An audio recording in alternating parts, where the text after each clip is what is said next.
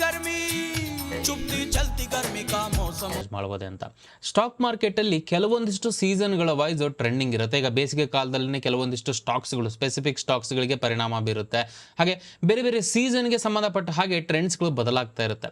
ಇವತ್ತಿನ ವಿಡಿಯೋ ಮೂಲಕ ಈ ಸಮ್ಮರ್ ಗೆ ಸಂಬಂಧಪಟ್ಟಿರತಕ್ಕಂತಹ ಸ್ಮಾಲ್ ಕ್ಯಾಪ್ ಕಂಪನೀಸ್ ಗಳು ಟಾಪ್ 3 ಕಂಪನೀಸ್ ಬಗ್ಗೆ ನಾನು ಮಾತಾಡಕ್ಕೆ ಹೋಗ್ತಾ ಇದ್ದೀನಿ. ಫಿಲ್ಟರ್ ಯಾವುದನ್ನ ಯೂಸ್ ಮಾಡ್ಕೊಂಡಿದೀವಿ ಅಂತ ಹೇಳೋದಾದ್ರೆ Q1 ಫೈನಾನ್ಷಿಯಲ್ 2023ಗೆ ನಾವು ಕಂಪೇರ್ ಮಾಡಿದ್ರೆ 30% ನಷ್ಟು ಒಂದು ವರ್ಷದಲ್ಲಿ ರೆವಿನ್ಯೂ ಅಲ್ಲಿ ಗ್ರೋತ್ ಕಂಡಿರಬೇಕು.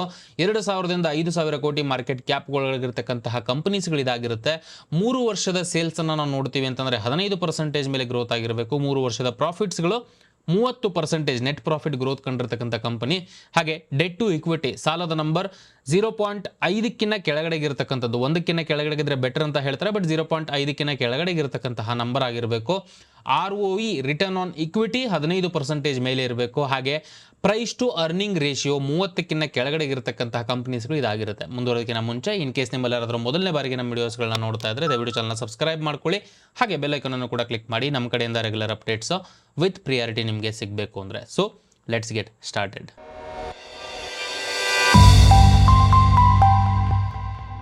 ನಮ್ಮಲ್ಲಿ ಇಷ್ಟಕ್ಕಂತಹ ಮೊದಲನೆಯ ಕಂಪನಿ ಮೋಸ್ಟ್ ಆಫ್ ದ ಜನಗಳು ನೀವು ಕೇಳಿರ್ತೀರಾ, ವಂಡರ್ಲಾ ಹಾಲಿಡೇಸ್ ಅಂತ ಹೇಳ್ಕೊಂಡು. ಸೊ ಅಮ್ಯೂಸ್ಮೆಂಟ್ ಪಾರ್ಕ್ ಆಗಿರುತ್ತೆ. ಇದು ಎಲ್ರಿಗೂ ಗೊತ್ತಿರತಕ್ಕಂತಹ ವಿಷಯನೇ. ಇವತ್ತಿನ ಮಟ್ಟಿಗೆ ನಾವು ನೋಡ್ತೀವಿ ಅಂತಂದ್ರೆ ರೆಸಾರ್ಟ್ ಹಾಗೆ ಪಾರ್ಕ್ಸ್ಗಳನ್ನ ವಂಡರ್ಲಾ ಅಂತಕ್ಕಂತಹ ಬ್ರ್ಯಾಂಡ್ ಅನ್ನ ಇಟ್ಕೊಂಡು ಕಂಪನಿ ಆಪರೇಟ್ ಮಾಡ್ತಾ ಇದೆ. 3 ಅಮ್ಯೂಸ್ಮೆಂಟ್ ಪಾರ್ಕ್ಸ್ಗಳಿದೆ. ಹೈದರಾಬಾದ್, ಬೆಂಗಳೂರಲ್ಲಿರ್ತಕ್ಕಂಥದ್ದು, ಹಾಗೆ ಕೊಚ್ಚಿ ಎಲ್ಲೂ ಕೂಡ ಕೊಚ್ಚಿ ಕೇರಳದಲ್ಲೂ ಕೂಡ ಇವರ ಒಂದು ಅಮ್ಯೂಸ್ಮೆಂಟ್ ಪಾರ್ಕ್ಸ್ಗಳು ಇವತ್ತಿನ ಮಟ್ಟಿಗೆ ಇರತಕ್ಕಂಥದ್ದು. ಹಾಗೆ 3 ಲಕ್ಸುರಿ ರೆಸಾರ್ಟ್ಸ್ಗಳನ್ನ ಈ ಕಂಪನಿ ಹೊಂದಿದೆ. 84 ರೂಮ್ಸ್ಗಳನ್ನ ಹೊಂದಿರತಕ್ಕಂತಹ ಲಕ್ಸುರಿ ರೆಸಾರ್ಟ್ ಆಗಿರುತ್ತೆ ಇದು ಬೆಂಗಳೂರು ಥೀಮ್ ಪಾರ್ಕ್ ಅಲ್ಲಿ. ಟ್ರೈಲಿಂಗ್ ನಂಬರ್ಸ್ಗಳನ್ನ ನೋಡ್ತೀವಿ ಅಂತಂದ್ರೆ ರೆವಿನ್ಯೂ ಪ್ರಕಾರ Q1 ಫೈನಾನ್ಷಿಯಲ್ 2024 185 ಕೋಟಿಗಳಷ್ಟು ರೆವಿನ್ಯೂನ ಕಂಪನಿ ಗಳಿಸಿರುತ್ತೆ. ಇದರಲ್ಲಿ ಪ್ರಾಫಿಟ್ 84 ಕೋಟಿಗಳಷ್ಟು ಆಗಿರುತ್ತೆ. Over all year on year ನಾವು ಗ್ರೋತ್ ನೋಡ್ತೀವಿ ಅಂತಂದ್ರೆ 38% ನಷ್ಟು ರೆವಿನ್ಯೂ ಅಲ್ಲಿ ಜಂಪ್ ಕಂಡಿರುತ್ತೆ ಕಂಪನಿ. 49% ನಷ್ಟು ಬೆಳವಣಿಗೆಯನ್ನ ಪ್ರಾಫಿಟ್ ಅಲ್ಲಿ ಕಂಡಿರುತ್ತೆ. ಅಂಡ್ ಈ ಸಮ್ಮರ್ ಸೀಸನ್ ಏನಿದೆಯೋ ಕಂಪನಿಗೆ ತುಂಬಾ ಇಂಪಾರ್ಟೆಂಟ್ ಆಗಿರುತ್ತೆ. ಬಿಕಾಸ್ ರಜೆಗಳಿರುತ್ತೆ, ಮಕ್ಕಳುಗಳೆಲ್ಲ ಬರ್ತಾ ಇರ್ತಾರೆ. ಫುಟ್ಫಾಲ್ ಒಂದು ಎಷ್ಟು ಜನಗಳು ಬರ್ತಾರೆ ಅನ್ನೋದನ್ನ ಫುಟ್ಫಾಲ್ ಅಲ್ಲಿ ಮೆಜರ್ ಮಾಡ್ತಾರೆ. 11 ಲಕ್ಷ ವಿಸಿಟರ್ಸ್ ಈ 3 ಪಾರ್ಕ್ಸ್ ಗಳಿಗೆ ಅಕ್ರಾಸ್ ಬಂದಿರ್ತಾರೆ ಅಂತ ಹೇಳ್ಬೋದು ರೀಸೆಂಟ್ ದಿನಗಳ ಪ್ರಕಾರ. ಇದ್ರ ಪ್ರಕಾರ ನೋಡ್ತೀವಿ ಅಂತಂದ್ರೆ Q1 ಫೈನಾನ್ಷಿಯಲ್ 2023-24 ಅಲ್ಲಿ ಕಾಣ್ತಾ ಇರಬಹುದು ನಿಮಗೆ ರೆವಿನ್ಯೂಸ್ 185 ಕೋಟಿಗಳಿಗೆ ಇನ್ಕ್ರೀಸ್ ಆಗಿರುತ್ತೆ ರೀಸೆಂಟ್ ದಿನದ್ದು. ಸೊ ಆಲ್ಮೋಸ್ಟ್ 24% ಚೇಂಜ್ ಅಂತ ಹೇಳ್ಬೋದು ಲಾಸ್ಟ್ ವರ್ಷಕ್ಕೆ ಕಂಪೇರ್ ಮಾಡಿದ್ರೆ. At the same time operating ಪ್ರಾಫಿಟ್ಸ್ಗಳಲ್ಲೂ ಕೂಡ ಜಂಪ್ ಕಂಡು ಬಂದಿರುತ್ತೆ 29% ನಷ್ಟು. ಪ್ರಾಫಿಟ್ ಬಿಫೋರ್ ಟ್ಯಾಕ್ಸ್ ಅಲ್ಲಿ 32% ಗ್ರೋತ್, ನೆಟ್ ಪ್ರಾಫಿಟ್ ಅಲ್ಲಿ 31% ನಷ್ಟು ಗ್ರೋತ್ ಅನ್ನ ಕಳೆದ ವರ್ಷಕ್ಕೆ ಕಂಪೇರ್ ಮಾಡಿದ್ರೆ ಈ ಕಂಪನಿ ಈ ವರ್ಷದ ಸಮ್ಮರ್ ಸೀಸನ್ ಅಲ್ಲಿ ಕಂಡಿರುತ್ತೆ. ಅಂಡ್ ಆಸ್ ಅ ರಿಸಲ್ಟ್ ನಾವು ನೋಡ್ತಾ ಇರಬಹುದು ಇಲ್ಲಿ Q1 ರಿಸಲ್ಟ್ಸ್ಗಳು ಇವ್ರದ್ದು ಅನೌನ್ಸ್ ಆದ ತಕ್ಷಣನೇ ತುಂಬಾ ಸ್ಟ್ರಾಂಗ್ ಆಗಿ ಕಂಪನಿ ಕನ್ಸಾಲ್ಟೇಷನ್ ಇದ್ದಂತಹ ಕಂಪನಿ ಇವತ್ತಿನ ಮಟ್ಟಿಗೆ 600 ರೂಪಾಯಿ ಇದ್ದು 1000 ರೂಪಾಯಿ ಹತ್ತಿರ ಇವತ್ತಿನ ಮಟ್ಟಿಗೆ ಟ್ರೇಡ್ ಆಗ್ತಾ ಇದೆ. ನೋಡ್ತಾ ಇರಬಹುದು ನೀವು ಇಲ್ಲಿ. Starting from Q1 in the next financial year, our newest park in Bhubaneswar will be on stream sometime late May. So that will add some revenues. And in FY26 we will have our 5th park in Chennai which will also open. And ಇದರ ಹಿಂದೆ ಇರತಕ್ಕಂತ triggers ಗಳು ಏನು ಅಂತ ನೋಡೋದಾದ್ರೆ ಬರೀ numbers ಗಳಿಗೆ ಮಾತ್ರ ಸೀಮಿತ ಆಗಿಲ್ಲ. ರೀಸೆಂಟ್ ದಿನಗಳ ಇವರ MD ಆಗಿರತಕ್ಕಂತ ಅರುಣ್ ಕೆ ಚಿಟಪಲ್ಲಿ ಅವರು ಹೇಳಿರೋ ಪ್ರಕಾರ ಬಾಬುನೇಶ್ವರ್ ಹಾಗೆ ಚೆನ್ನೈನ ಹೊಸ ಥೀಮ್ ಪಾರ್ಕ್ಸ್ ಗಳಿದೆ ಮತ್ತೆ ಅಡಿಷನಲ್ ರೆವಿನ್ಯೂನ ಕಂಪನಿಗೆ ತರಬಹುದು ಅಂತಕ್ಕಂಥ ಎಕ್ಸ್ಪೆಕ್ಟೇಷನ್ಸ್ ಗಳಿದೆ. 96% ನಷ್ಟು ಕಂಪನಿಯ ರೆವಿನ್ಯೂ ಇವತ್ತಿನ ಮಟ್ಟಿಗೆ ಥೀಮ್ ಪಾರ್ಕ್ ಇಂದಾನೆ ಬರ್ತಾ ಇರತಕ್ಕಂಥದ್ದು, ಅಮ್ಯೂಸ್ಮೆಂಟ್ ಪಾರ್ಕ್ ಇಂದ. 3 ಆಪರೇಷನಲ್ ಪಾರ್ಕ್ಸ್ಗಳು ಆಲ್ರೆಡಿ ಇದೆ. ಹಾಗೆ ಇದಕ್ಕೆ ಅಡಿಷನಲ್ ಆಗಿ ಬರಕ್ಕೆ ಹೋಗ್ತಾ ಇದೆ ಬರತಕ್ಕಂಥ ದಿನಗಳಲ್ಲಿ.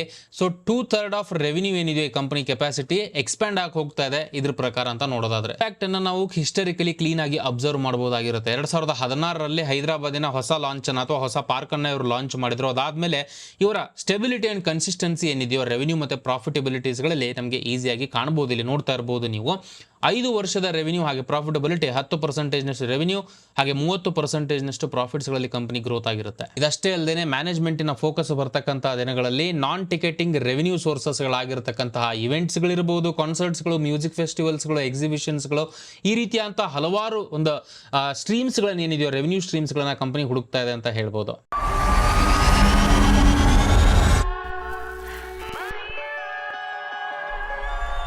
ಸೊ ಎಲ್ಲ ಕಾರಣಗಳಿಂದ ಒಂದು ಕಡೆಯಿಂದ ಸಮ್ಮರ್ ಸೀಸನ್, ಇನ್ನೊಂದು ಕಡೆಯಿಂದ ಇವರಿಗೆ ಇನ್ಕ್ಲೂಡ್ ಆಗಿರ್ತಕ್ಕಂತಹ ಕೆಲವೊಂದಿಷ್ಟು ಪಾಯಿಂಟ್ಸ್ಗಳೇನಿದೆ ಈ ಪಾಸಿಟಿವ್ ಪಾಯಿಂಟ್ಸ್ಗಳು ಕಂಪನಿಯ ಸ್ಟಾಕ್ ಬೆಳಿಲಿಕ್ಕೆ ಕಾರಣ ಆಗಿದೆ ಅಂತ ಹೇಳ್ಬೋದು. ಬಟ್ ಇನ್ನೊಂದು ಕಡೆಯಿಂದ ರಿಸ್ಕ್ಸ್ ವೈಸ್ ಅಂತ ನೋಡ್ತೀವಿ ಅಂತಂದರೆ ವಂಡರ್ಲಾ ಹಾಲಿಡೇ ಇವತ್ತಿನ ಮಟ್ಟಿಗೆ ಕ್ಯಾಪಿಟಲ್ ಇಂಟೆನ್ಸಿವ್ ಇಂಡಸ್ಟ್ರಿ ಇರುತ್ತೆ. ಅಂದ್ರೆ ತುಂಬಾ ಕ್ಯಾಪಿಟಲ್ ರಿಕ್ವೈರ್ಮೆಂಟ್ ಇರುತ್ತೆ ಇವರ ಒಂದು ಪ್ರಾಜೆಕ್ಟ್ಸ್ಗಳನ್ನ, ಹೊಸ ಪ್ರಾಜೆಕ್ಟ್ಸ್ಗಳನ್ನ ಮಾಡಬೇಕು ಅಂತಂದ್ರೂ ಅಷ್ಟೇ, ಇರೋ ಪ್ರಾಜೆಕ್ಟ್ಸ್ಗಳನ್ನ ಮೇಂಟೈನ್ ಮಾಡಬೇಕು ಅಂತಂದ್ರೂ ಕೂಡ ಜಾಸ್ತಿ ಕ್ಯಾಪಿಟಲ್ ರಿಕ್ವೈರ್ಮೆಂಟ್ ಇವರಿಗೆ ಇರುತ್ತೆ. ಸೊ ಹಾಗಾಗಿ ಆಪರೇಟಿಂಗ್ ಕ್ಯಾಶ್ ಅನ್ನ ಅಥವಾ ಎಫೆಕ್ಟಿವ್ ಕ್ಯಾಶ್ ಅನ್ನ ಮ್ಯಾನೇಜ್ ಮಾಡಿಕೊಂಡು ಕಂಪನಿ ಕ್ಯಾಶ್ ಜನರೇಟ್ ಮಾಡ್ತಕ್ಕಂಥದ್ದೇ one of the biggest challenges ಆಗಿರುತ್ತೆ ಕಂಪನಿಗೆ. ಬಟ್ ಇಂಟ್ರೆಸ್ಟಿಂಗ್ ಥಿಂಗ್ ಏನಪ್ಪಾ ಅಂತಂದ್ರೆ ಬ್ಯಾಲೆನ್ಸ್ ಶೀಟ್ ಅನ್ನು ನೋಡ್ತೀವಿ ಅಂತಂದ್ರೆ ನೆಟ್ ವರ್ತ್ ಆಫ್ ದ ಕಂಪನಿಯಲ್ಲಿ ಪಾಸಿಟಿವ್ ಟ್ರೆಂಡ್ ಕಾಣಿಸ್ತಾ ಇದೆ. ಅಂದ್ರೆ ನೆಟ್ ವರ್ತ್ ಏನಿದೆಯೋ ಇನ್ಕ್ರೀಸ್ ಹಾಕೊಂಡು ಹೋಗ್ತಾ ಇದೆ ವರ್ಷದಿಂದ ವರ್ಷಕ್ಕೆ.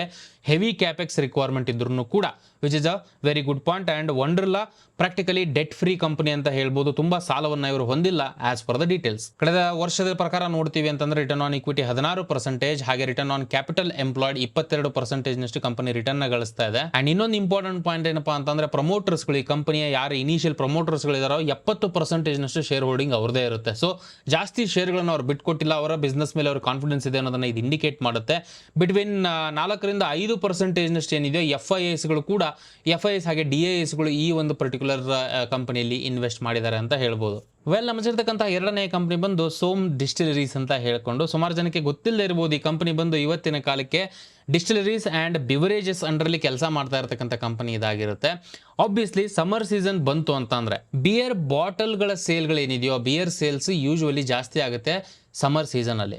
ಅಫ್ಕೋರ್ಸ್ ಲಾಸ್ಟ್ ವರ್ಷದ ಪ್ರಕಾರದಲ್ಲಿ ನಾವು ನೋಡ್ತೀವಿ ಅಂತಂದ್ರೆ ಓವರ್ ಆಲ್ ಎಕ್ಸಸೈಸ್ ರೆವಿನ್ಯೂ ಏನಿದೆಯೋ 27% ನಷ್ಟು ಬರೀ 2 ತಿಂಗಳಲ್ಲಿ ಗ್ರೋತ್ ಅನ್ನ ಕಂಡಿರುತ್ತೆ ಬಿಯರ್ ಸೇಲ್ಸ್ಗಳು. ತೆಲಂಗಾಣದಲ್ಲಿ ಇರ್ಬೋದು, ಮುಂಬೈಲಿ ಇರ್ಬೋದು, ಎಲ್ಲೆಲ್ಲ ಹೀಟ್ ಟೆಂಪರೇಚರ್ ಜಾಸ್ತಿ ಆಗ್ತಾ ಇದೆಯೋ ಅಲ್ಲೆಲ್ಲ ಬಿಯರ್ ಸೇಲ್ಸ್ಗಳು ಜಾಸ್ತಿ ಆಗ್ತಾ ಇರತಕ್ಕಂಥದ್ದು ಡೇಟಾ ಈಸಿಯಾಗಿ ನಾವಿಲ್ಲಿ ಗಮನಿಸಬಹುದು. ಸೊ ಆಬ್ವಿಯಸ್ಲಿ ಡಿಮ್ಯಾಂಡ್ ಜಾಸ್ತಿ ಆದಾಗ ಇನ್ನೇನಾಗುತ್ತೆ, ಈ ರಿಲೇಟೆಡ್ ಕಂಪನೀಸ್ಗಳು ಏನಿರುತ್ತೋ, ಇದು ರಿಲೇಟೆಡ್ ಕೆಲಸ ಮಾಡ್ತಕ್ಕಂಥ ಕಂಪನೀಸ್ಗಳಿಗೆ ರೆವಿನ್ಯೂ ಜಾಸ್ತಿ ಬರ್ಲಿಕ್ಕೆ ಸ್ಟಾರ್ಟ್ ಆಗುತ್ತೆ. Q1 financial 2024 385 ಕೋಟಿಗಳಷ್ಟು ರೆವಿನ್ಯೂನ company ಕಂಡಿರುತ್ತೆ. 34 ಕೋಟಿಗಳು ಇದರಲ್ಲಿ ಲಾಭವನ್ನು ಕೂಡ ಗಳಿಸಿರುತ್ತೆ ಕಂಪನಿ. ಓವರ್ ಆಲ್ ಪ್ರಾಫಿಟ್ಸ್ಗಳಲ್ಲಿ 41.46% ನಷ್ಟು ಗ್ರೋತ್, ರೆವಿನ್ಯೂಗಳಲ್ಲಿ 33.42% ನಷ್ಟು ಗ್ರೋತ್ ಅನ್ನ year on year quarter basis ಅಲ್ಲಿ ಈ ಕಂಪನಿ ಕಂಡಿರುತ್ತೆ ಅಂತ ಹೇಳ್ಬೋದು. And one of the main points ಏನಪ್ಪಾ ಅಂತಂದ್ರೆ SDBL ಕಂಪನಿ ಏನಿದೆಯೋ 90% ನಷ್ಟು ರೆವಿನ್ಯೂ ಇವ್ರಿಗೆ ಬರ್ತಾ ಇರತಕ್ಕಂಥದ್ದು ಇವರ ಬಿಯರ್ ಸೇಲ್ಸ್ ಇಂದಾನೆ ಬರ್ತಾ ಇರತಕ್ಕಂಥದ್ದು. ಇನ್ನು ಮಿಕ್ಕಿರ್ತಕ್ಕಂಥ 10% ನಷ್ಟು ರೆವಿನ್ಯೂ ಡಿಸ್ಟಿಲರೀಸ್ಗೆ ಸಂಬಂಧಪಟ್ಟ ಹಾಗೆ ಇವತ್ತಿನ ಮಟ್ಟಿಗೆ ಕಂಪನಿ ಗಳಿಸ್ತಾ ಇರುತ್ತೆ. ರೆವಿನ್ಯೂ ಪ್ರಕಾರ Q1 ಫೈನಾನ್ಷಿಯಲ್ 2023 ಇಂದ ಫೈನಾನ್ಷಿಯಲ್ 2024ಗೆ 52% ನಷ್ಟು ಚೇಂಜಸ್ ಆಗಿರುತ್ತೆ, ಅಷ್ಟು ಗ್ರೋತ್ ಅನ್ನ ಕಂಡಿರುತ್ತೆ. ಆಪರೇಟಿಂಗ್ ಪ್ರಾಫಿಟ್ ಅಲ್ಲಿ 44%, PBT ಅಥವಾ ಪ್ರಾಫಿಟ್ ಬಿಫೋರ್ ಟ್ಯಾಕ್ಸ್ ಅಲ್ಲಿ 54% ಗ್ರೋತ್, ನೆಟ್ ಪ್ರಾಫಿಟ್ ಅಲ್ಲಿ 31% ನಷ್ಟು ಗ್ರೋತ್ ಅನ್ನ ಈ ಕಂಪನಿ ಕಂಡಿರುತ್ತೆ. ಸೊ ಲಾಸ್ಟ್ ಕ್ಯಾಂಡಲಿನ ನೋಡ್ತಾ ಇರಬಹುದು ನೀವು ಇಲ್ಲಿ, ಲಾಸ್ಟ್ ಕ್ಯಾಂಡಲಿನ ಅಪ್ ಮೂವ್ ಏನಿದೆಯೋ ವಿತ್ ವಾಲ್ಯೂಮ್ ಏನು ಕಾಣಿಸ್ತಾ ಇದೆಯೋ ನಮಗೆ, ಈ ಲಾಸ್ಟ್ ಆಗಿರತಕ್ಕಂತಹ ಕರೆಕ್ಷನ್ ಅಲ್ಲಿ ಕೆಲವೊಂದಿಷ್ಟು ರಿವರ್ಸಲ್ಸ್ ಆಗ್ತಕ್ಕಂತಹ ಒಂದು ಸೈನ್ ಅನ್ನ ಈ ಕಂಪನಿ ಇವಾಗ ರೀಸೆಂಟ್ ದಿನಗಳ ಪ್ರಕಾರ ತೋರಿಸ್ತಾ ಇರತಕ್ಕಂಥದ್ದು as per the technical analysis perspective. ಇವರು ಮೇನ್ ಫೇಮಸ್ ಬ್ರ್ಯಾಂಡ್ ಆಗಿರ್ತಕ್ಕಂಥ ಹಡ್ನರ್ನ ಬಿಟ್ಟು SDBL brands like black fort ಇರ್ಬೋದು, ಹಾಗೆ ವುಡ್ ಪಿಕರ್, ಈ ರೀತಿಯಾದಂತಹ ಬ್ರ್ಯಾಂಡ್ಸ್ಗಳನ್ನು ಕೂಡ ಇವರೇ ಇವತ್ತಿನ ಮಟ್ಟಿಗೆ ಮ್ಯಾನೇಜ್ ಮಾಡ್ತಾ ಇರತಕ್ಕಂಥದ್ದು. ಈ ಮೂರು ಬ್ರ್ಯಾಂಡಿನ ಓವರ್ ಆಲ್ ಆನ್ಯುವಲ್ ಸೇಲ್ಸ್ ಅನ್ನು ನೋಡ್ತೀವಿ ಅಂತಂದ್ರೆ 1 ಮಿಲಿಯನ್ ಕೇಸಸ್ ನಷ್ಟು ಬಿಯರ್ಸ್ ಅನ್ನ ಈ ಕಂಪನಿ ಸೆಲ್ ಮಾಡ್ತಾ ಇದೆ ಅಂತ ಹೇಳ್ಬೋದು. ಸದ್ಯದ ಮಟ್ಟಿಗೆ SBDL 5.5ರಿಂದ 6% ನಷ್ಟು ಮಾರ್ಕೆಟ್ ಶೇರ್ ನ ಬಿಯರ್ ಇಂಡಸ್ಟ್ರಿಯಲ್ಲಿ ತಂದಾಗಿಸ್ಕೊಂಡಿರುತ್ತೆ. ಮ್ಯಾನೇಜ್ಮೆಂಟ್ ಬರ್ತಕ್ಕಂಥ ದಿನಗಳಲ್ಲಿ 2-3 ವರ್ಷದಲ್ಲಿ 10%ಗೆ ಮಾರ್ಕೆಟ್ ಶೇರ್ ನ ಇನ್ಕ್ರೀಸ್ ಮಾಡ್ತಕ್ಕಂತಹ ಎಕ್ಸ್ಪೆಕ್ಟೇಷನ್ಸ್ ಗಳನ್ನ ಹೊಂದಿದೆ. ಇನ್ಫ್ಯಾಕ್ಟ್ ರೀಸೆಂಟ್ ಎಕ್ಸ್ಪರ್ಟ್ಸ್ಗಳ ವ್ಯೂ ಪ್ರಕಾರ ಓವರ್ ಆಲ್ ಬರ್ತಕ್ಕಂಥ 5-6 ವರ್ಷದಲ್ಲಿ 10-fold ಗ್ರೋತ್ ಅನ್ನ ರೆವಿನ್ಯೂ ಅಲ್ಲಿ ಕಾಣಬಹುದು ಅಂತಕ್ಕಂಥ ಎಕ್ಸ್ಪೆಕ್ಟೇಷನ್ಸ್ ಗಳನ್ನ ಈ ಕಂಪನಿ ಮೇಲೆ ಹೊಂದಿರ್ತಾರೆ. ಕೀ ಹೈಲೈಟ್ಸ್ ಅನ್ನ ನೋಡ್ತೀವಿ ಅಂತಂದ್ರೆ 9 ತಿಂಗಳ ಓವರ್ ಆಲ್ ಒಂದು ಡೇಟಾ ಪ್ರಕಾರ 151 ಲಕ್ಷ ಕೇಸ್ ನಷ್ಟು ಇವರ ವಾಲ್ಯೂಮ್ಸ್ಗಳು ರೀಚ್ ಆಗಿರುತ್ತೆ ಬೇರ್ ವಾಲ್ಯೂಮ್ ಕೇಸಸ್ ಅಲ್ಲಿ ಅಂತ ನೋಡ್ತೀವಿ ಅಂತಂದ್ರೆ ಇದು 47% ನಷ್ಟು ಗ್ರೋತ್ ಅಂತ ಹೇಳ್ಬೋದು ಎಂಟೈರ್ ಒಂದು ಗ್ರೋತಿನ ಪ್ರಕಾರ. ವಿಸ್ಕಿ, ವೋಡ್ಕಾ, ರಮ್ ಹಾಗೆ ಬ್ರ್ಯಾಂಡಿ ರಿಲೇಟೆಡ್ ಬರ್ತಕ್ಕಂಥದ್ದು ಅರೌಂಡ್ 10% ನಷ್ಟು ರೆವಿನ್ಯೂ ಇವರಿಗೆ ಬರ್ತಾ ಇರತಕ್ಕಂಥದ್ದು. ಮೇನ್ ಬಂದು beer over all beer sales ಇಂದ ಇವರಿಗೆ ಬರ್ತಾ ಇರತಕ್ಕಂಥದ್ದು ಇವತ್ತಿನ ಮಟ್ಟಿಗೆ ರೆವಿನ್ಯೂ. 9 ತಿಂಗಳ ಒಂದು ಡೀಟೇಲ್ಸ್ ಪ್ರಕಾರ ನೋಡ್ತೀವಿ ಅಂತಂದ್ರೆ 15% ನಷ್ಟು ಗ್ರೋತ್ ಅನ್ನ ಈ 10% ಸೆಗ್ಮೆಂಟ್ ಅಲ್ಲೂ ಕೂಡ, ಅಂದ್ರೆ whisky, vodka, rum and brandy segment ಅಲ್ಲೂ ಕೂಡ ಈ ಕಂಪನಿ ಹೊಂದಿರುತ್ತೆ. ಸೊ ಈ ವಾಲ್ಯೂಮ್ ಗ್ರೋತ್ ಇಷ್ಟು ಸ್ಟ್ರಾಂಗ್ ಇದೆ ಅಂತಂದ್ರೆ ರೀಸೆಂಟ್ ದಿನಗಳ ಪ್ರಕಾರ SDBL ಬರ್ತಕ್ಕಂಥ ದಿನಗಳಲ್ಲಿ ಹಾಸನ್ ಪ್ಲಾಂಟ್ ಅಲ್ಲಿ, ಕರ್ನಾಟಕದಲ್ಲಿ ಇರತಕ್ಕಂಥ ಹಾಸನ್ ಪ್ಲಾಂಟ್ ಅಲ್ಲಿ ಇವರ ಕೆಪಾಸಿಟಿನ ಎಕ್ಸ್ಪ್ಯಾಂಡ್ ಮಾಡಬೇಕು ಅಂತಕ್ಕಂತಹ ಒಂದು ಉದ್ದೇಶಗಳನ್ನು ಕೂಡ ಈ ಕಂಪನಿ ಹೊಂದಿದೆ. ಅಂಡ್ ಇವರಿಗೆ ಕೆಪಾಸಿಟಿ ಇಲ್ಲದೆ ಇರತಕ್ಕಂತಹ ಸಂದರ್ಭದಲ್ಲಿ ಜಾಸ್ತಿ ವಾಲ್ಯೂಮ್ಸ್ಗಳು ಬರ್ತಾ ಇಲ್ಲ ಅಂತಂದ್ರೂ ಕೂಡ ಕಾಂಟ್ರಾಕ್ಟ್ ಮ್ಯಾನುಫ್ಯಾಕ್ಚರಿಂಗ್ ಫೆಸಿಲಿಟಿನೂ ಕೂಡ ಇವರು ಹೊಂದಿರ್ತಾರೆ. ಖಾಲಿ ಇಡ್ಲಿಕ್ಕೆ ಬಿಡ್ತಿಲ್ಲ ಇವರ ಕೆಪಾಸಿಟಿಯನ್ನ. ಜಾಯಿಂಟ್ ವೆಂಚರ್ಸ್ ಗಳನ್ನ ಮಾಡ್ಕೊಳ್ಳೋದ್ರ ಮೂಲಕ ಕಾರ್ಲ್ಸ್ಬರ್ಗ್ ಇರ್ಬೋದು, ಹಾಗೆ ರ್ಯಾಡಿಕೋ ಖೈತಾನ್ ಜೊತೆ ಇವರು ಇವತ್ತಿನ ಮಟ್ಟಿಗೆ ಕೊಲಾಬರೇಟ್ ಆಗಿರ್ತಾರೆ ಇನ್ terms of the contract manufacturing. And very recent data ಪ್ರಕಾರ ಓವರ್ ರಾ ಮಟೀರಿಯಲ್ಸ್ಗಳ ರಿಕ್ವೈರ್ಮೆಂಟ್ ಏನಿದೆ most of the industry hit ಆಗಿರುತ್ತೆ. ಆಬ್ವಿಯಸ್ಲಿ ಇಂಡಸ್ಟ್ರಿಗೂ ಬೇಕಾಗಿರ್ತಕ್ಕಂಥ ರಾ ಮಟೀರಿಯಲ್ಸ್ಗಳಲ್ಲಿ ಪ್ರೈಸಸ್ಸಿನ ಬೆಲೆ ಇನ್ಕ್ರೀಸ್ ಆಗಿದೆ ಅಂತ ಹೇಳ್ಬೋದು. ರಷ್ಯಾ ಯುಕ್ರೇನ್ ವಾರ್ ಇಂದ ಇರ್ಬೋದು ಅಥವಾ ಆಗ್ತಾ ಇರ್ತಕ್ಕಂಥ ಜಿಯೋಪೊಲಿಟಿಕಲ್ ಇಶ್ಯೂಸ್ಗಳಿಂದ. ಸೊ ರಾ ಮಟೀರಿಯಲ್ ಪ್ರೈಸಸ್ ಇವತ್ತಿನ ಮಟ್ಟಿಗೆ ನಾವು ನೋಡ್ತೀವಿ ಅಂತಂದ್ರೆ ಸ್ವಲ್ಪ ಕಡಿಮೆ ಆಗಿದೆ. ಇದರಲ್ಲಿ ಸ್ವಲ್ಪ ಎಫೆಕ್ಟ್ ಏನಾಗ್ತಾ ಇತ್ತು ಇವರಿಗೆ, ಅದು ಕಡಿಮೆ ಆಗಿದೆ. ಓವರ್ ಆಲ್ ಸೆಕ್ಟರ್ಗೆ ಇದೊಂಥರ ಬೂಮ್ ಆಗಿ ಕನ್ವರ್ಟ್ ಆಗ್ತಕ್ಕಂಥ ಪಾಸಿಬಿಲಿಟಿ ಇರುತ್ತೆ. But in terms of the problem ಏನಪ್ಪಾ ಅಂತಂದ್ರೆ alcohol is a state subject ಅಂತ ಹೇಳ್ಬೋದು. ಪ್ರೈಸಿನ ವಿಚಾರವಾಗಿ, ಆಲ್ಕೋಹಾಲಿನ ಪ್ರೈಸಿನ ವಿಚಾರವಾಗಿ ಕಂಪ್ಲೀಟ್ ನಿರ್ಧಾರ ಅವ್ರ ಕೈಯಲ್ಲೇ ಇರುತ್ತೆ. ಸೊ ಪ್ರೈಸಿಂಗ್ ಪವರ್ ಏನಿದೆಯೋ ಅಷ್ಟೊಂದು ಇವ್ರಿಗೆ ಇಲ್ಲದೆ ಇರತಕ್ಕಂಥದ್ದು one of the concerning points ಅಂತ ಹೇಳ್ಬೋದು. ಇದಷ್ಟೇ ಅಲ್ಲದೆ SDBLCನ ಪ್ರಮೋಟರ್ಸ್ ಗಳಿಂದ ರೀಸೆಂಟ್ ದಿನಗಳಲ್ಲಿ ಡ್ಯೂ ಟು ಸರ್ಟನ್ ಯಾವುದೋ ಒಂದು ವಿಷಯದಲ್ಲಿ ರೆಗ್ಯುಲೇಷನ್ಸ್ ಫಾಲೋ ಮಾಡಿಲ್ಲ ಅನ್ನೋ ಒಂದು ಉದ್ದೇಶವಾಗಿ ರೆಡಾರ್ ಅಲ್ಲಿ ಇರತಕ್ಕಂಥದ್ದು one of the considerable point ಆಗಿರುತ್ತೆ ಇನ್ವೆಸ್ಟರ್ ದೃಷ್ಟಿಕೋನದಲ್ಲಿ. P&L ಸ್ಟೇಟ್ಮೆಂಟ್ ಪ್ರಕಾರ ನೋಡ್ತೀವಿ ಅಂತಂದ್ರೆ 5 ವರ್ಷದ ಸೇಲ್ಸ್ ಗ್ರೋತ್ 18% ನಷ್ಟಾಗಿರುತ್ತೆ. ಇದೇ 5 ವರ್ಷದಲ್ಲಿ ಪ್ರಾಫಿಟ್ಸ್ಗಳು 19% ನಷ್ಟು ರೆಸ್ಪೆಕ್ಟಿವ್ ಆಗಿ ಗ್ರೋತ್ ಅನ್ನ ಕಂಡಿರುತ್ತೆ. And one of the important point balance sheet ಪ್ರಕಾರ ನೋಡ್ತೀವಿ ಅಂತಂದ್ರೆ ಈಕ್ವಿಟಿ ಕ್ಯಾಪಿಟಲ್ ಸ್ಟಡಿಲಿ ಇನ್ಕ್ರೀಸ್ ಆಗ್ತಾ ಇರತಕ್ಕಂಥದ್ದು one of the main points ಇಲ್ಲಿ ನಾವು ಗಮನಿಸಬೇಕಾಗಿರತಕ್ಕಂಥದ್ದು. ಟೈಮ್ ಟು ಟೈಮ್ ಬೇಸಿಸ್ ಅಲ್ಲಿ ರೈಟ್ಸ್ ಇಶ್ಯೂಸ್ಗಳ ಮೂಲಕ ಪ್ರೆಫರೆನ್ಸ್ ಫಂಡ್ ರೈಸಸ್ ಗಳನ್ನ ಕಂಪನಿ ಮಾಡಿರುತ್ತೆ. At the same time debt to equity ಪ್ರಕಾರ ನೋಡ್ತೀವಿ ಅಂತಂದ್ರೆ 0.31 ಆಲ್ಮೋಸ್ಟ್ 0.5 ಕೆಳಗಡೆ ಇರುತ್ತೆ. ನೆಗ್ಲಿಜಿಬಲ್ ಸಾಲ ಅಂತ ಹೇಳ್ಬೋದು ಇವತ್ತಿನ ಮಟ್ಟಿಗೆ ಕಂಪನಿಗೆ ಇರತಕ್ಕಂಥದ್ದು. ರಿಟರ್ನ್ ಆನ್ ಇಕ್ವಿಟಿ 18% ನಷ್ಟು ರಿಟರ್ನ್ ಆನ್ ಇಕ್ವಿಟಿ ಹೊಂದಿರುತ್ತೆ ಕಂಪನಿ. ಹಾಗೆ 16% ನಷ್ಟು ರಿಟರ್ನ್ ಆನ್ ಕ್ಯಾಪಿಟಲ್ ಎಂಪ್ಲಾಯ್ಡ್ ಅನ್ನು ಕೂಡ ಈ ಕಂಪನಿ ಇವತ್ತಿನ ಮಟ್ಟಿಗೆ ಹೊಂದಿರುತ್ತೆ. ಅಂಡ್ ಶೇರ್ ಹೋಲ್ಡಿಂಗ್ ಪ್ಯಾಟರ್ನ್ ಪ್ರಕಾರ 35% ನಷ್ಟು ಶೇರ್ ಹೋಲ್ಡಿಂಗ್ ಪ್ರಮೋಟರ್ಸ್ ಗಳ ಹತ್ರ ಇರುತ್ತೆ. It's because of SEBI regulation ಅಂತ ಹೇಳ್ಬೋದು. ಲಾಬಿಂಗ್ ಸಮಯದಲ್ಲಿ ಇಷ್ಟೇ ಪರ್ಸೆಂಟೇಜ್ ಆಫ್ ಶೇರ್ಸ್ ಅನ್ನು ಅವ್ರು ಹೊಂದಿರಬೇಕು ಅಂತ ಹೇಳ್ಕೊಂಡು, ಬಟ್ ಇದು ಕನ್ಸಿಸ್ಟೆಂಟ್ ಆಗಿ ಇನ್ಕ್ರೀಸ್ ಆಗ್ತಾ ಇದೆ ಮಾರ್ಚ್ 2021ರಿಂದ. ಸೊ ಪ್ರಮೋಟರ್ಸ್ ಕಾನ್ಫಿಡೆಂಟ್ ಇದ್ದಾರೆ ಅವರ ಬಿಸ್ನೆಸ್ ಮಾಡೆಲ್ ಅಲ್ಲಿ ಗ್ರೋತ್ ಪೊಟೆನ್ಷಿಯಲ್ ಇದೆ ಅಂತಕ್ಕಂಥದ್ದನ್ನ ಇದು ನಮಗೆ ತೋರಿಸ್ಕೊಡುತ್ತೆ. ನಮ್ಮಲ್ಲಿರ್ತಕ್ಕಂತಹ ಮೂರನೇ ಕಂಪನಿ ಬಂದು ವಾದಿಲಾಲ್ ಇಂಡಸ್ಟ್ರೀಸ್ ಅಂತ ಹೇಳ್ಕೊಂಡು, ಇದು ತುಂಬಾ ಜನಕ್ಕೆ ಇಷ್ಟ ಆಗಿರ್ತಕ್ಕಂತಹ ಒಂದು ಪ್ರಾಡಕ್ಟ್ ಅಂತ ಹೇಳ್ಬೋದು. ಐಸ್ ಕ್ರೀಮ್ಗೆ ಸಂಬಂಧಪಟ್ಟ ಹಾಗೆ ಕೆಲಸ ಮಾಡ್ತಾ ಇರತಕ್ಕಂತಹ ಕಂಪನಿ. ಸ್ಮಾಲ್ ಸ್ಮೋಡಾ ಫೌಂಟೇನ್ ಶಾಪ್ ಅನ್ನ ಅಹಮದಾಬಾದಲ್ಲಿ ಸ್ಟಾರ್ಟ್ ಮಾಡೋದ್ರ ಮೂಲಕ ಇವರ ಇಂಡಸ್ಟ್ರಿ ಸ್ಟಾರ್ಟ್ ಆಗುತ್ತೆ, ವಾದಿಲಾಲ್ ಇಂಡಸ್ಟ್ರೀಸ್ ಅಂತ ಹೇಳ್ಕೊಂಡು. ಇವತ್ತಿನ ಪ್ರಕಾರ ನೋಡ್ತೀವಿ ಅಂತಂದ್ರೆ ಕಾದಾರ ಕ್ಯಾಪಿಟಲ್ ಈ ಕಂಪನಿಯಲ್ಲಿ 1200 ಕೋಟಿಗಳಷ್ಟು ಇನ್ವೆಸ್ಟ್ಮೆಂಟ್ ಅನ್ನ ಮಾಡೋದ್ರ ಮೂಲಕ ಮಲ್ಟಿ ನ್ಯಾಷನಲ್ ಕಂಪನಿಯಾಗಿ ಈ ಕಂಪನಿ ಹೊರಹೊಮ್ಮಿದೆ. ಎಕ್ಸ್ಪರ್ಟ್ಸ್ ಗಳು ಹೇಳೋ ಪ್ರಕಾರ ಐಸ್ ಕ್ರೀಮ್ ಇಂಡಸ್ಟ್ರಿ ಏನಿದೆಯೋ ಫಾಸ್ಟೆಸ್ಟ್ ಗ್ರೋಯಿಂಗ್ ಇಂಡಸ್ಟ್ರಿ ಅಂತ ಹೇಳ್ಬೋದು F&B ಸೆಗ್ಮೆಂಟ್ ಅಲ್ಲಿ ಅಂತ ನೋಡೋದಾದ್ರೆ. That Bain Capital, which is a US private investment firm, Bain Capital, is actually in talks to buy the ice cream maker Vadilal and also considering to take control of Vadilal Industries as well as Vadilal Enterprises. Now, that was just reports. Vadilal company ಭಾರತದ ಅತಿ ಹಳೆಯ ಹಾಗೆ largest ice cream brands ಗಳಲ್ಲಿ one of the brands ಇದು ಕೂಡ ಆಗಿರುತ್ತೆ. Market share ಇವತ್ತಿನ ಮಟ್ಟಿಗೆ ನಿಮಗೆ ಸರ್ಪ್ರೈಸಿಂಗ್ ಆಗ್ಬೋದು, ಇದು 10% ನಷ್ಟು ಮಾರ್ಕೆಟ್ ಶೇರ್ನ ಈ ಇಂಡಸ್ಟ್ರಿಯಲ್ಲಿ ತಂದಾಗಿಸ್ಕೊಂಡಿರುತ್ತೆ ಕಂಪನಿ. ಸಮ್ಮರ್ ಸೀಸನ್ ಬಂತು ಅಂತಂದ್ರೆ ಆಬ್ವಿಯಸ್ಲಿ ಇವರಿಗೆ ಡೆಫಿನೆಟ್ಲಿ ರೆವೆನ್ಯೂಸ್ಗಳು ಜಾಸ್ತಿ ಆಗುತ್ತೆ, ಬಿಕಾಸ್ ಐಸ್ ಕ್ರೀಮ್ಸ್ಗಳನ್ನ ಎಲ್ಲರೂ ಜಾಸ್ತಿ ಕನ್ಸ್ಯೂಮ್ ಮಾಡ್ತಾರೆ ಈ ಒಂದು ಸಂದರ್ಭದಲ್ಲಿ. ಇದ್ರ ಪ್ರಕಾರ ನಾವು ನೋಡ್ತಾ ಇರ್ಬೋದು ಇಲ್ಲಿ 36% ನಷ್ಟು ಗ್ರೋತ್ ಅನ್ನ ರೆವೆನ್ಯೂಸ್ ಅಲ್ಲಿ ಕಂಡಿರುತ್ತೆ company. Comparing to the quarter one basis ಅಲ್ಲಿ ನಾವು ನೋಡ್ತೀವಿ ಅಂತಂದ್ರೆ 38.8% ನಷ್ಟು ಗ್ರೋತ್ ಅನ್ನ ಪ್ರಾಫಿಟ್ಸ್ ಗಳಲ್ಲಿ ಕಂಡಿರುತ್ತೆ. ಅಂಡ್ ಆಸ್ ಅ ರಿಸಲ್ಟ್ ನೋಡ್ತಾ ಇರ್ಬೋದು ಸೇಲ್ಸಿನ ಗ್ರೋತ್ ಆದ ಮೇಲೆ ಕಂಪನಿಯ ಶೇರಿನ ಬೆಲೆ ಯಾವ ರೀತಿ ಏರಿಕೆಯನ್ನ ಕಂಡಿದೆ. ಲಾಸ್ಟ್ ಮಾರ್ಚ್ ಮೇದಿಂದ ಕಂಪೇರ್ ಮಾಡ್ತೀವಿ ಅಂತಂದ್ರೆ ಆಲ್ಮೋಸ್ಟ್ ಕಂಪನಿ ಡಬಲ್ ಆಗಿದೆ in terms of the price ಅಂತ ನೋಡ್ತೀವಿ ಅಂತಂದ್ರೆ. ಲಾಸ್ಟ್ ಇಯರ್ Q1 ಹಾಗೆ ಈ ಇಯರ್ Q1 ಗೆ ನಾವು year on year quarter basis ಅಲ್ಲಿ ಕಂಪೇರ್ ಮಾಡ್ತೀವಿ ಅಂತಂದ್ರೆ 5% ನಷ್ಟು ಗ್ರೋತ್ ರೆವೆನ್ಯೂ ಅಲ್ಲಿ, 39% ನಷ್ಟು ಗ್ರೋತ್ ಆಪರೇಟಿಂಗ್ ಪ್ರಾಫಿಟ್ಸ್ ಗಳಲ್ಲಿ, PBT ಅಲ್ಲಿ 37%, ನೆಟ್ ಪ್ರಾಫಿಟ್ ಅಲ್ಲಿ 45% ನಷ್ಟು ಗ್ರೋತ್ ಅನ್ನ ಈ ಕಂಪನಿ ಕಂಡಿರುತ್ತೆ. And one of the noticeable points ಏನಪ್ಪಾ ಅಂತಂದ್ರೆ ಕಂಪನಿ ಸೇಲ್ಸ್ ಅಲ್ಲಿ ಹಾಗೆ ರೆವೆನ್ಯೂಗಳಲ್ಲಿ ಗ್ರೋತ್ ಏನು ಕಾಣ್ತಾ ಇದೆಯೋ ಕನ್ಸಿಸ್ಟೆಂಟ್ ಆಗಿ ಕಂಡುಕೊಂಡು ಬಂದಿದೆ. 3 ವರ್ಷ, 5 ವರ್ಷ, 10 ವರ್ಷದಲ್ಲಿ ನಾವು ನೋಡ್ತೀವಿ ಅಂತಂದ್ರೆ ಕಂಟಿನ್ಯೂಸ್ ಟ್ರೆಂಡ್ ಇದೆ, ಏರಿಕೆ ಹಾಕೊಂಡು ಬರ್ತಾ ಇದೆ ಇವರ ಗ್ರೋತ್.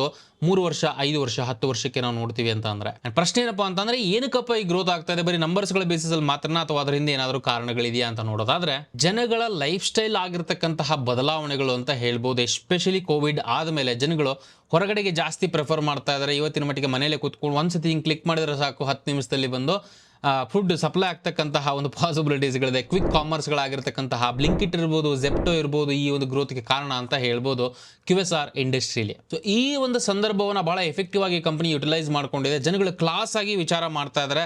ಏನೇ ನಾವು ಕಾಫಿ ಕುಡಿದ್ರು ಕೂಡ ದೊಡ್ಡ ದೊಡ್ಡ ಒಂದು ಬ್ರ್ಯಾಂಡ್ಸ್ ಇರತಕ್ಕಂತಹ ಕಂಪನೀಸ್ಗಳನ್ನ ನಾವು ಕಾಫಿ ಕುಡಿಬೇಕು ಅಥವಾ ಪ್ರಾಡಕ್ಟ್ ಅನ್ನ ಪರ್ಚೇಸ್ ಮಾಡಬೇಕು ಅಂತಕ್ಕಂತಹ ಒಂದು ಲೈಫ್ ಸ್ಟೈಲ್ ಬದಲಾವಣೆಗಳನ್ನ ಎಫೆಕ್ಟಿವ್ ಆಗಿ ಕಂಪನಿ ಉಪಯೋಗಿಸ್ಕೊಳ್ತಾ ಇದೆ ಅಂತ ಹೇಳ್ಬೋದು ಇವರ ಐಸ್ ಕ್ರೀಮಿನ ಮೂಲಕ. 25% ಇವ್ರಿಗೆ ಬರ್ತಾ ಇರತಕ್ಕಂತಹ ರೆವಿನ್ಯೂ US ಇಂದ ಬರ್ತಾ ಇರತಕ್ಕಂಥದ್ದು. ಅಂಡ್ ನಿಮ್ಮೆಲ್ಲರಿಗೂ ಗೊತ್ತಿದೆ, ಪ್ರೈಸಿನ ಬೆಲೆಯ ಪ್ರಕಾರ ನೋಡ್ತೀವಿ ಅಂತಂದ್ರೆ ಐಸ್ ಕ್ರೀಮ್ ಸೇಮ್ ಐಸ್ ಕ್ರೀಮೇ ಇಂಡಿಯಾದಲ್ಲಿ ಮಾರ್ತಕ್ಕಂಥದ್ದು ಅಲ್ಲಿ ಮಾರಿದ್ರೆ ಅವರಿಗೆ ಜಾಸ್ತಿ ಒಂದು ಬೆಲೆನ ಇಟ್ಟವರು ಜಾಸ್ತಿ ಮಾರ್ಜಿನ್ ಗಳಿಸ್ತಕ್ಕಂತಹ ಪಾಸಿಬಿಲಿಟೀಸ್ಗಳು ಇರುತ್ತೆ. But one of the red flag major concern ಏನಪ್ಪಾ ಅಂದ್ರೆ ಈ ಬಿಸ್ನೆಸ್ ಅಲ್ಲಿ ಇರತಕ್ಕಂಥದ್ದು, ಈ ಫ್ಯಾಮಿಲೀಸ್ಗಳು ಏನು ಸ್ಟಾರ್ಟ್ ಮಾಡುತ್ತೋ ಬಿಸ್ನೆಸ್ನ ವಿತ್ ಇನ್ ದ ಫ್ಯಾಮಿಲಿ ಕಾನ್ಫ್ಲಿಕ್ಟ್ಗಳು ಏನಾದರೂ ಬಂದರೆ ಬಹಳನೇ ಒಂದು ಸಮಸ್ಯೆಗಳಾಗುತ್ತೆ. ಆ ರೀತಿಯಂಥ ಸಮಸ್ಯೆ ಫ್ಯಾಮಿಲಿ ಬಿಸ್ನೆಸ್ ಆಗಿರೋದ್ರಿಂದ ಈ ಒಂದು ಕಂಪನಿ ಇವತ್ತಿನ ಮಟ್ಟಿಗೆ ಈ ಫ್ಯಾಮಿಲಿ ಅಂಡರಲ್ಲೇ ಆಗ್ತಾ ಇರತಕ್ಕಂಥದ್ದು. ಬಟ್ ಮಟೀರಿಯಲಿ ಸ್ಟಾಕ್ ಮೇಲೆ ಅಥವಾ ಯಾವುದೇ ಒಂದು ವಿಷಯವಾಗೂ ಕೂಡ ಇದರ ಇಂಪ್ಯಾಕ್ಟ್ ಇನ್ನೂ ಕಂಡು ಬಂದಿಲ್ಲ. ಬಟ್ ಇದನ್ನ ನಾವು ಗಮನದಲ್ಲಿ ಇಟ್ಕೊಂಡಿರಬೇಕು ಆಸ್ ಅನ್ ಇನ್ವೆಸ್ಟರ್ ಅಂತ ನೋಡೋದಾದ್ರೆ. ಬ್ಯಾಲೆನ್ಸ್ ಶೀಟಿನ ಪ್ರಕಾರ ನೋಡ್ತೀವಿ ಅಂತಂದ್ರೆ ಕಂಪನಿಯ net worth almost 5 times growth ಅನ್ನ ಕಂಡಿದೆ ಅಂತ ಹೇಳ್ಬೋದು 10 ವರ್ಷದಲ್ಲಿ. ಫಿಕ್ಸೆಡ್ ಅಸೆಟ್ಸ್ ಗಳ ಮೇಲೆ ಇವರ ಇನ್ವೆಸ್ಟ್ಮೆಂಟ್ಸ್ ಗಳು ಇರಬಹುದು, ಲೈಕ್ ಪ್ಲಾಂಟ್ ಮಷಿನರೀಸ್ ಗಳ ಮೇಲೆ ಈ ಎಲ್ಲ ಸಿಗ್ನಿಫಿಕೆಂಟ್ ಎಕ್ಸ್ಪಾನ್ಷನ್ ನ ಕಂಪನಿ ಮಾಡ್ತಾ ಇದೆ.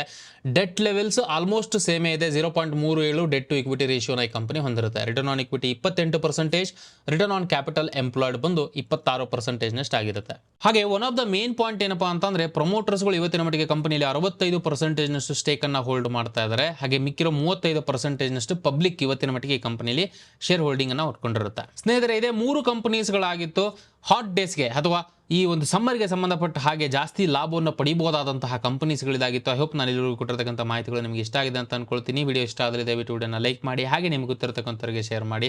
ಮೋಸ್ಟ್ ಇಂಪಾರ್ಟೆಂಟ್ಲಿ ನಿಮ್ಮೆಲ್ಲರೂ ಹೊಸಬರಾಗಿದ್ದು ಚಾನಲ್ ಸಬ್ಸ್ಕ್ರೈಬ್ ಮಾಡ್ಕೊಳ್ಳಿ ಅಂತಂದ್ರೆ ದಯವಿಟ್ಟು ಚಾನಲ್ ಸಬ್ಸ್ಕ್ರೈಬ್ ಮಾಡ್ಕೊಳ್ಳಿ. ನಮ್ಮ ಕಡೆಯಿಂದ ರೆಗ್ಯುಲರ್ ಅಪ್ಡೇಟ್ಸ್ ಇದೇ ರೀತಿ ಸ್ಟಾಕ್ ಮಾರ್ಕೆಟ್ ಫೈನಾನ್ಸ್ ಬಗ್ಗೆ ನಾವು ಅಪ್ಲೋಡ್ ಮಾಡಿದ ತಕ್ಷಣ ನಿಮಗೆ ಸಿಗಬೇಕು ಅಂತಂದರೆ. ಆ್ಯಂಡ್ ನಾನಿಲ್ಲಿವರೆಗೂ ಕೊಟ್ಟಿರ್ತಕ್ಕಂಥ ಮಾಹಿತಿ ಎಜುಕೇಷನಲ್ ಪರ್ಪಸ್ಗೆ ಮಾತ್ರ, ಯಾವುದೇ ರೀತಿಯಾದಂತಹ ಬೈಸೆಲ್ ರೆಕಮೆಂಡೇಷನ್ಸ್ ಅಲ್ಲ. ಯಾವುದೇ ಹೂಡಿಕೆಯನ್ನು ಮಾಡೋದಕ್ಕಿಂತ ಮುಂಚೆ ಪ್ರಾಪರಾಗಿ ಅನಲೈಸ್ ಮಾಡಿ ಡಿಸಿಷನ್ಸ್ಗಳನ್ನ ತಗೊಳ್ತಕ್ಕದ್ದು. Because stock market investments are subject to market risk. ಇಷ್ಟು ಹೇಳ್ತಾ ಈ ವಿಡಿಯೋನ ಇಲ್ಲಿಗೆ ಮುಗಿಸ್ತಾ ಇದ್ದೀನಿ. ಮತ್ತೆ ನಿಮಗೆ ನೆಕ್ಸ್ಟ್ ವಿಡಿಯೋದಲ್ಲಿ ಸಿಗ್ತೀನಿ. ಅಲ್ಲಿವರೆಗೂ ಜೈ Hind. Investment in securities market are subject to market risks. Read all the related documents carefully before investing. Please read the risk disclosure documents carefully before investing in equity shares, derivatives, mutual fund, and or other instruments traded on the stock exchanges.